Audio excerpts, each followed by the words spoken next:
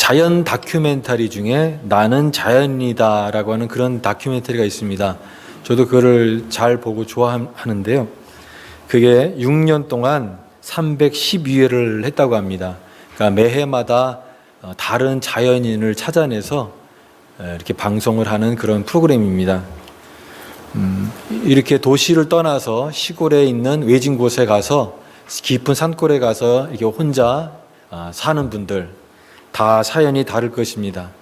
산에 들어가서 살아가는 사람들의 그런 사연들을 보면은 어떤 사람은 몸이 아파서 거길 떠난 사람이 있고, 또 하던 사업이 망해서 이제 모든 것을 다 등지고 산에 올라가 사는 사람도 있고, 또 인간관계에 큰 상처를 받아서 또 이렇게 사연을 가지고 산에 들어가서 사는 사람들이 있습니다.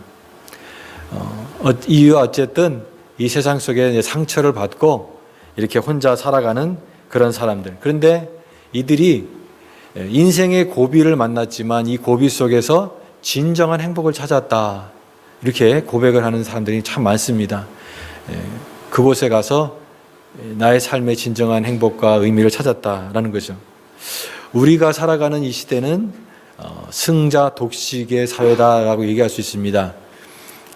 이긴 사람이 모든 걸 다 갖는 이 경쟁 사회가 이 승자 독식, 영어로 얘기하면 위너 택시롤, 이긴 사람이 다 갖는 이런 어떤 경쟁 사회가 우리가 살아가는 이 시대입니다. 그러다 보니까 이 경쟁 관계가 너무나 치열하죠. 그래서 우리 사회도, 한국에도 보면은 이렇게 상류층이 있고 또 하류층이 있고, 점점점 그런데 이 간극이 넓어진다, 그렇게 얘기합니다. 중간층이 점점 없어지고 잘 사는 사람은 잘 되는데 못 사는 사람은 점점점 그 굴레 속에 빠져서 빈익빈 부익부의 현상이 일어나고 있는 이런 사회의 그런 경쟁 구도가 참 많습니다. 그래서 이렇게 그 경쟁에서 밀려난 사람들, 이렇게 사회에 소외되고 또 그 다음에 외부로 밀려나고 또 사람들로부터 이렇게 따돌림 당한 그런 사람들도 또 우리의 주변에 그늘진 사람들이 또 얼마나 많은지 모릅니다. 그런데 그런 사람들을 바라보는 우리의 어떤 시각이라든가 이런 것도 참 많은 문제가 있다라는 거죠. 어떤 어머니가 이제 아들과 자녀와 이렇게 길을 걷다가 길 건너편에서 이 낙엽을 쓸고 있는 청소부 한 분을 발견했습니다. 근데 이 어머니가 그 아이한테 그렇게 얘기했다고 합니다. 너 공부 열심히 안 하면 저 사람 같이 돼. 알았어? 이렇게 얘기하는 겁니다. 참 이 쓸쓸한 우리의 안에 이 일그러진 의식, 사람들을 그렇게 평가하는 이 일그러진 의식이 우리의 모습이 있다라는 거죠.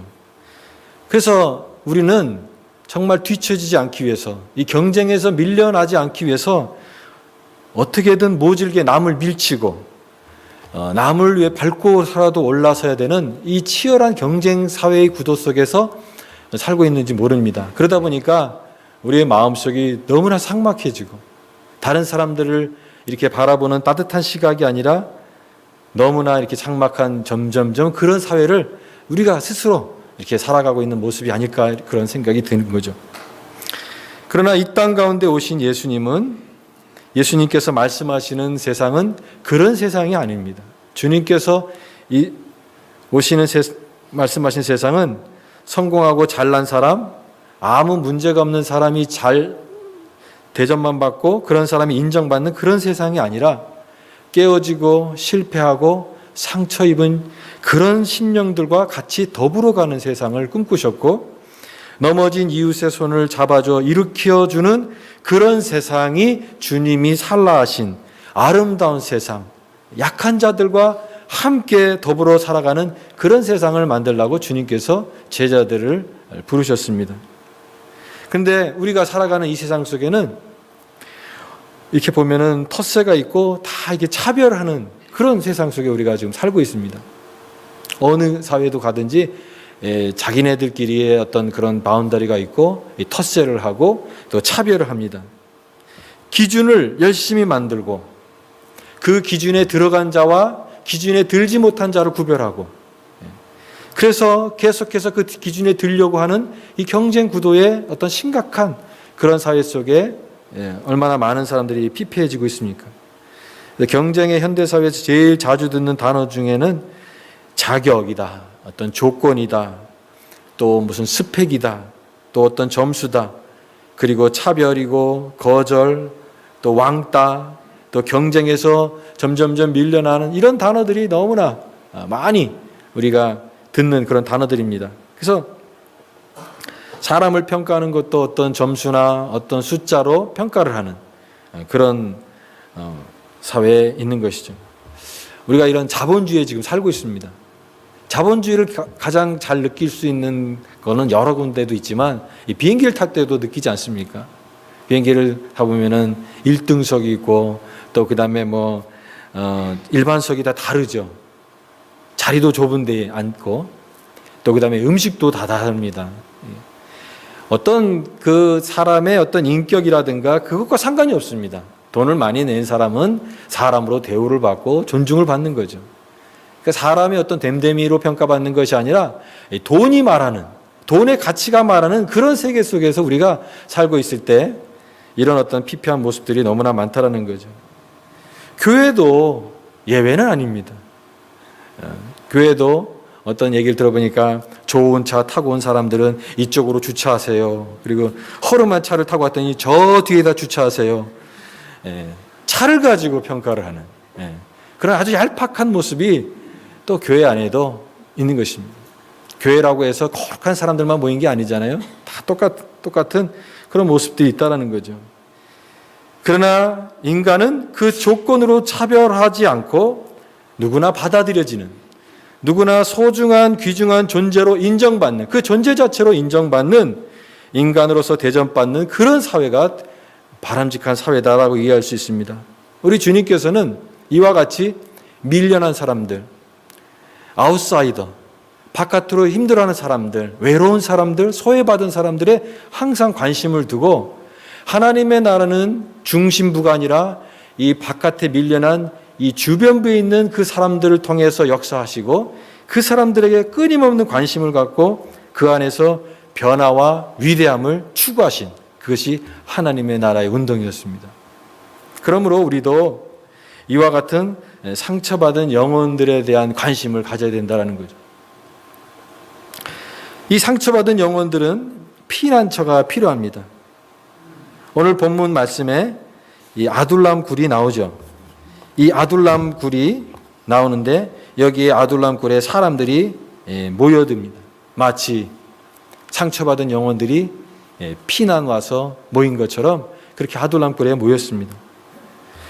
이 본문 배경을 우리가 좀 이해해 보면 우리 다윗이 계속해서 지금 우리가 지금 큐티 본문을 하고 있는 부분은 다윗이 이제 왕으로 등극을 해서 그 다음에 이제 법궤가 모셔오고 또 왕궁을 짓고 하는 그런 배경이 나옵니다. 그 배경 이전에 다윗은 오랜 세월 동안 망명 생활을 했습니다. 도망 다니고 쫓겨다니고 또 광야에서 또 많은 그런 어떤 험한 생활을 많이 오랫동안 했습니다. 특히 이 당시에 이 사울은요 거의 미친 사람입니다. 그러니까 다윗을 죽이는데 완전히 혈안이 되어 있는 정말 미친 사람이에요. 그리고 더 비극적인 건 뭔지 아십니까? 하나님으로부터 버림받은 사람이에요. 하나님으로부터 버림받은 것을 본인도 알고 또 아는 것입니다. 그러니까 이제 광기에 가까운 그런 혈기를 가지고 무조건 다윗을 죽이려고 계속 혈안이 된 이 모습 볼 수 있습니다. 그러니까 다윗은 계속 도망 다닐 수밖에 없죠. 계속 도망 다니는 그 방랑 생활을 하게 되는데 처음에는 이 노비라고 하는 땅으로 갑니다. 21장에 보면 노비라는 지역이 나오죠. 거기로 피신을 하고 그 다음에는 이제 가드 땅으로 가는데 그 가드 땅에 가서 가드 왕 아기스에게 갑니다. 그래서 그 가드 땅 아기스 왕에게 가서 거기서 이제 있는데 변장해서 이제 아무도 모르겠지 하고 살고 있는데 사람들이 다윗을 또 알아보는 겁니다. 저 사람 다윗 아니냐. 그러니까 이 다윗이 너무나 급한 나머지 이 아기스 앞에서 어떤 행동을 합니까? 미친 사람 행동을 합니다. 미친 사람처럼 막 침을 질질 흘리면서 그적거리면서 이렇게 행동을 해서 그 위기를 모면하는 이런 모습 볼 수 있습니다. 어떻게 보면은 이 하나님의 사람, 내 마음에 합한 사람이라고 하는 이 다윗 왕이 참 귀한 사람 아닙니까? 근데 이 모습 보면은 정말 이 살기 위해서 전전긍긍하는 그런 모습, 그 아름다운 그 담대한 그 다윗의 모습이 아니라 굉장히 어떤 초라한 그런 다윗의 모습도 우리가 또 발견하게 되죠. 그래서 여기서도 살 수 없구나. 이제 여기서도 안전한 피난처가 되지 못하는구나 해서 밀려서 간 게 어디냐면 바로 오늘 우리가 읽었던 본문에 나오는 이 아둘람 굴이라고 하는 장소입니다. 그 아둘람 굴에서 거기서 이제 피해 있는 것입니다. 여기서 말하는 것은 무엇입니까? 우리 인생 속에 진정한 피난처가 없다라는 거예요. 어디를 가든지 정말 우리의 진정한 안식과 이 피난이 우리에게 있는 것이 아니다라는 것입니다. 세상에 어디에도 진정한 평화와 안식을 누릴 수 없는 것을 이 다윗의 인생을 통해서 하나님께서 우리에게 보여주시는 것입니다. 그런데 다윗이 이제 이렇게 아둘람 굴에 이제 거기에 피신해 있는 그 소식을 듣고 22장 1절에 그의 형제와 아버지와 온 집이 듣고 그리로 내려왔다 그랬습니다. 이제 형제들이 오고 아버지가 오고 또 아버지의 온 집들이 와서 있는데 또 2절 말씀. 자, 2절 말씀을 같이 한번 읽어보겠습니다. 시작. 환난 당한 모든 자와 빚진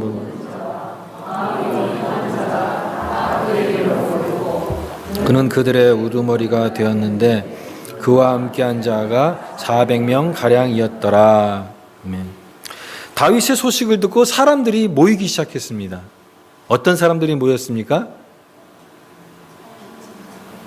약한 자들이 모였습니다.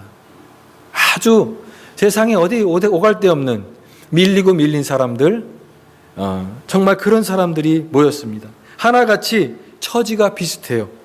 환난 당한 모든 자, 빚진 자, 마음이 원통한 사람, 마음이 깨진 사람, 심령이 상한 사람, 외로운 사람, 갈급한 사람, 낙심한 영혼들이 다 이렇게 다윗에게 몰려들었다는 것이죠.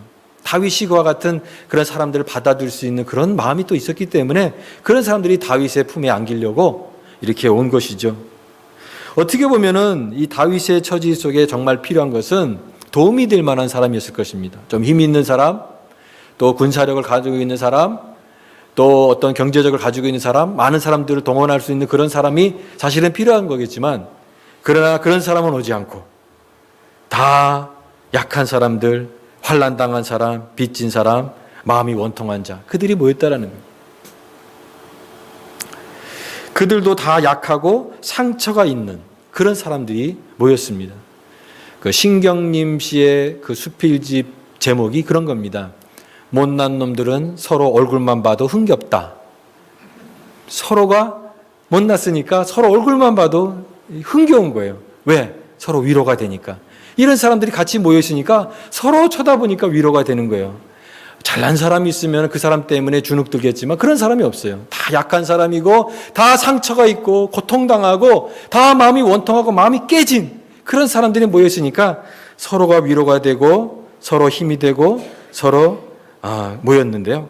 여기 2절 말씀에 이 환난당한 자라고 되어 있습니다. 이 환난당한 자는 그 당시에 이제 사울이 다스리는 이 통치하는 이 시대에는 굉장히 그 사울이 지금 다윗 죽이는 것에만 혈안이 되어 있다 보니까 나라를 다스리지 못하죠.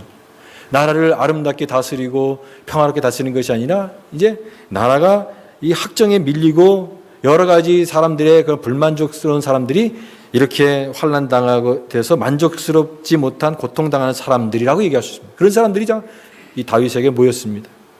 또 빚진 자라고 되어 있습니다. 빚진 자. 이런 나라 형편이 흉흉하니까 고리대금업자가 당시에 있었다는 겁니다.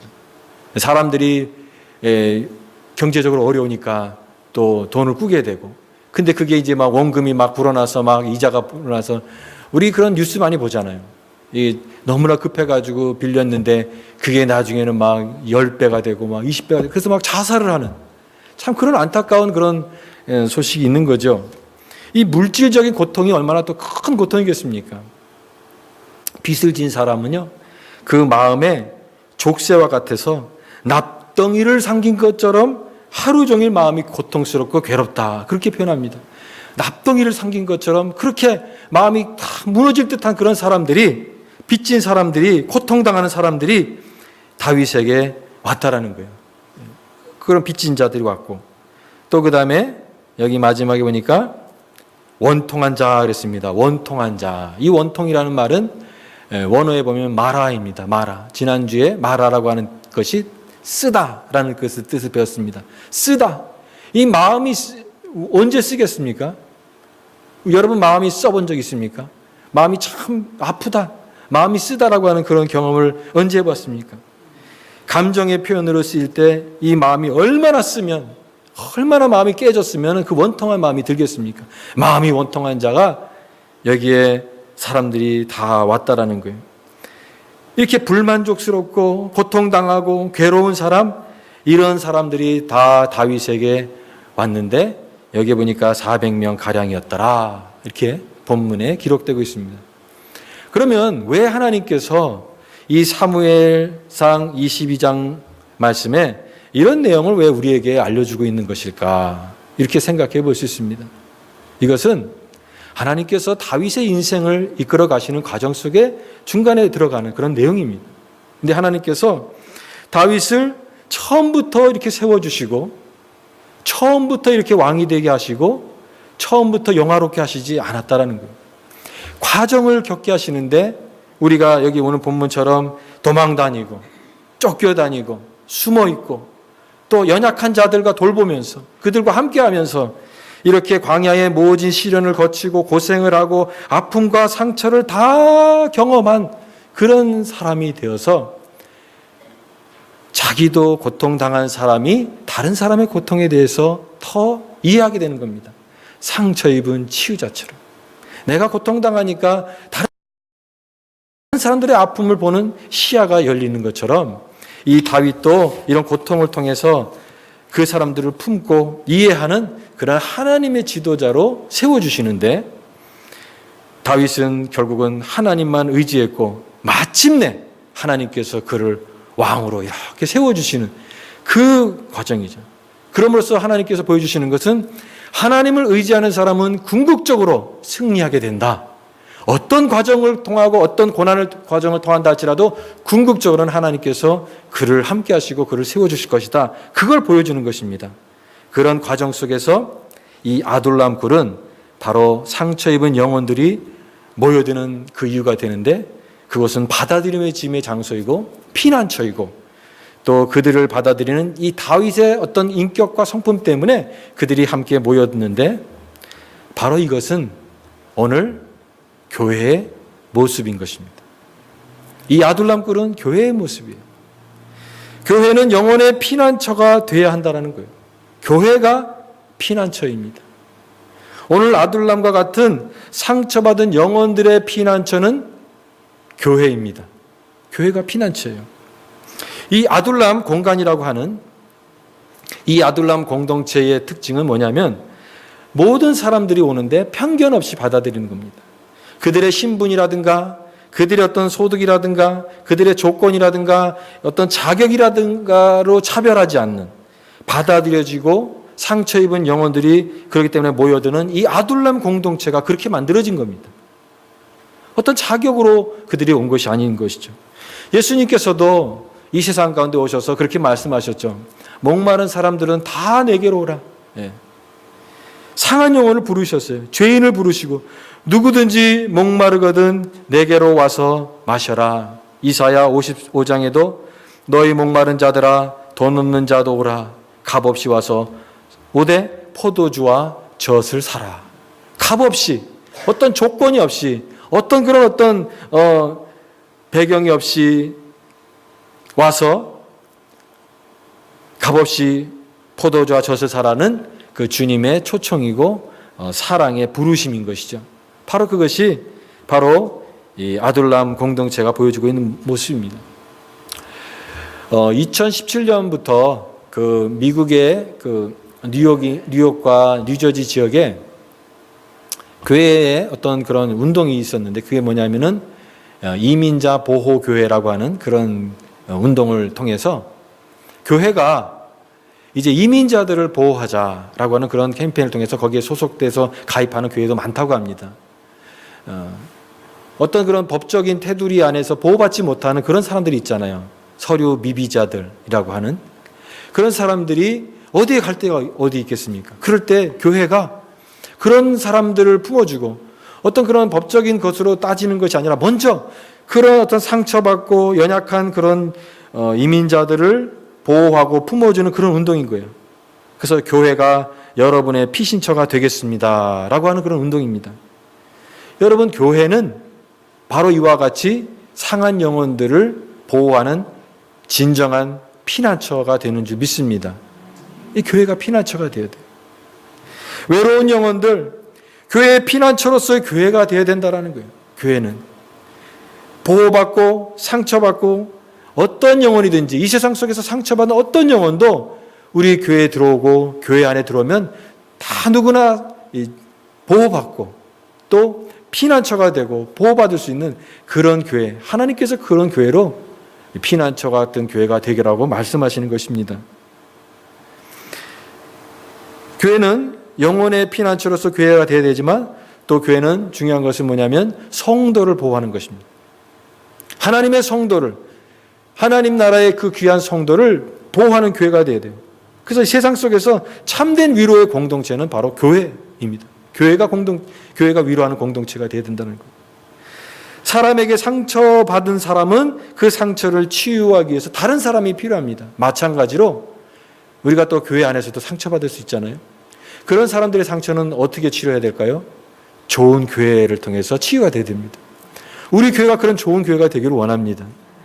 교회 안에서도 상처받은 사람이 있을 수가 있지만 그런 사람들도 우리 안에 와서 치유받고 이 신자의 상처를 어루만지고 치유하는 그런 건강한 교회만이 왜곡된 신앙의 물줄기를 바로잡아서 신자들을 이 세상 가운데 빛과 소금으로 다시 태어날 수 있도록 도울 수 있는 그런 은혜가 있기 때문에 그렇습니다. 저는 그런 의미에서 교회는 이 키프리안이라고 하는 그 카타고리의 교부가 했던 말이 그 말입니다. 하나님을 아버지라고 부르는 모든 신자는 교회를 어머니라고 생각해야 된다.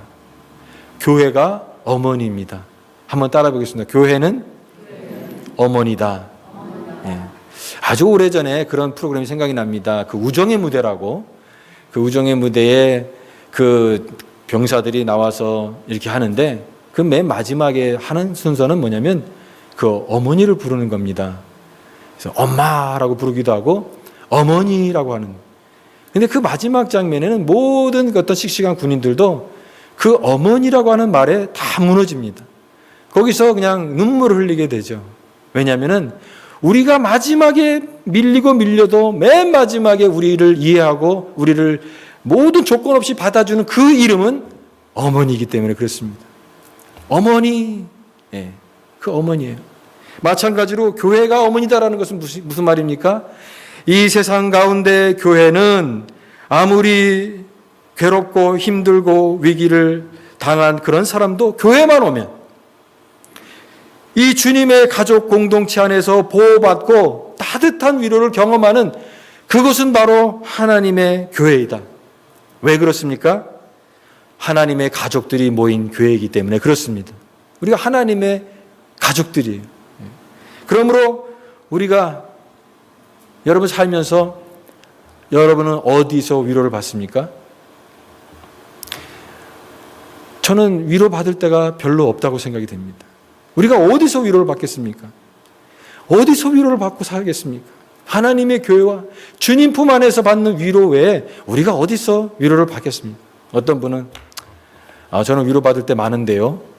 그렇게 얘기할 수 있는 분도 있겠습니다. 그러나 진정한 위로는 하나님의 교회와 또 주님의 품 안에서 받는 진정한 위로인 줄 믿습니다. 여러분, 이런 순수한 사람들이 모여서 심령이 가난한 사람들이 함께 모여서 여기 본문에 나와 있지 않지만 그들이 예배를 드렸을 것입니다. 그 예배가 어땠을까? 아둘람 공동체에 그 아둘람의 환난당한 자, 빚진 자, 마음이 원통한 자들이 모인 예배가 어땠을까? 악기도 없었을 것이고 좋은 음식도 없었을 것이고 또 어떤 이런 시설들이 없었을 것이지만 제가 추측하건대 그 예배는 참 은혜스러웠을 것이다 생각이 됩니다. 왜 그렇습니까? 가난한 사람들, 마음이 원통한 사람들, 심령이 찢어진 사람들, 원통한 사람들이 모였기 때문에 그 예배는 하나님을 향했고 그 하나님이 함께 하시는 은혜의 큰 은혜를 그들은 분명히 경험했으리라 믿습니다. 예배는 무엇입니까? 예배는 상한 심령이라고 했습니다. 예배는 깨어진 마음들이 모인 그것이 진정한 예배라는 것입니다. 그들이 그런 마음으로 영적으로 파산한 사람들이 모여서 함께 드릴 그 아둘람 공동체, 아둘람의 예배였고 상처 입은 영혼들의 감격과 은혜가 넘치는 그런 예배였을 것입니다. 저는 우리 교회의 예배가 그런 예배가 되기를 원합니다. 오늘 말씀을 통하여 적용하고 싶은 것은 그것입니다. 우리 모두는 주님의 의뢰가 필요한 사람이다라고 고백하기를 원하는 것입니다. 아, 나는 괜찮은데요? 나는 그런 사람 아닙니다. 그런 것이 아니라 오늘 하나님 앞에서 나는 부유하다 그런 것이 아니라 하나님 내 영혼은 주님 안에 없으면 나도 영적으로 파산한 사람입니다. 하나님 내가 환난당한 자입니다. 하나님 내가 빚진 자입니다. 하나님 내가 마음이 원통한 자입니다. 하나님의 은혜가 아니면 나 한순간도 살아갈 수 없는 그런 자입니다.